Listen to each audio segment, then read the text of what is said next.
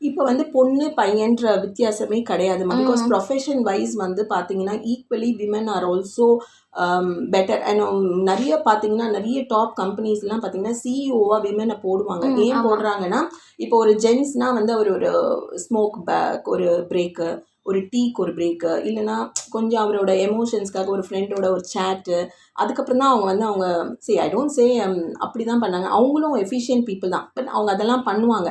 அது எதுவுமே இருக்காது ஒரு விமன்னா. அப்படியே அந்த கான்சென்ட்ரேட்டட், அதுக்கப்புறம் வந்து நம்ம மேலே போகணும், இப்படி தான் இருக்கும். ஸோ அதனால் நிறைய பேர் விமனையும் ப்ரிஃபர் பண்ணுறாங்கன்னு வச்சுக்கோங்களேன் டு த டாப் பொசிஷன்ஸ் அப்படின்னு. So India is also very enterprising. இந்த மாதிரி இருக்கிற விமன்ஸ் கூட இப்போ இந்த ஸ்மோக் பண்ணுறது, ட்ரிங்க் பண்ணுறது எல்லாத்தையுமே அது ஏன்னா வந்து நான் சொன்ன சில்ட்ரன்ஸ்க்கு சொன்ன ஒரு விஷயம் தான். இப்போ நான் வந்து நான் பர்ஃபெக்டாக இருக்கிறேன், எனக்கு இதுதான், என்னை இப்படி தான் வளர்த்துருக்காங்க, நான் நேச்சுரல் ஃபுட் சாப்பிடுவேன், நான் டைமுக்கு தான் டீ சாப்பிடுவேன், என்னோடய ஸ்லீப்பிங் ஹேபிட் அப்படி வச்சுப்பேன், நான் அளவாக தான் சோஷியல் மீடியாவை பார்ப்பேன், இல்லை எனக்கு நான் ரொம்ப சோஷியல் மீடியா பார்க்கறதுனால இன்றைக்கி லேட்டஸ்ட் அப்டேட் ஆகலை அப்படின்னா அது ஒரு குறையாக ஏன் ஃபீல் பண்ணுறீங்க? உங்களுக்கு இருக்க நாலேஜ் போதும், உங்களோட ஃபீல்டுக்கு நீங்கள் வந்து ஓகேவாக இருக்கிறீங்க இல்லையா? நீங்கள் ஏன் வந்து ஒருத்தவங்க ஒன்று கேட்டாங்க, வேர்ல்டு ஸோ பிக், நிறைய விஷயம் ஆயிரக்கணக்காக இல்லை 10,000 லட்சக்கணக்கான விஷயம் நடக்கும். எல்லாமே நீங்கள் தெரிஞ்சுக்கணுன்ற அவசியமே கிடையாது. உங்களுக்கு எது தேவையோ அது மட்டும் தெரிஞ்சால் போதும். ஸோ மற்றவங்க அதை பற்றி பேசுகிறாங்க, மற்றவங்க அதை பற்றி வந்து நீங்கள் ஒரிஜினலாக இருந்தால் உங்களை ரெஸ்பெக்ட் பண்ண மாட்டுறாங்கன்னு என்றைக்கு நீங்கள் வந்து தாழ்வு மனப்பான்மையில் போகிறீங்களோ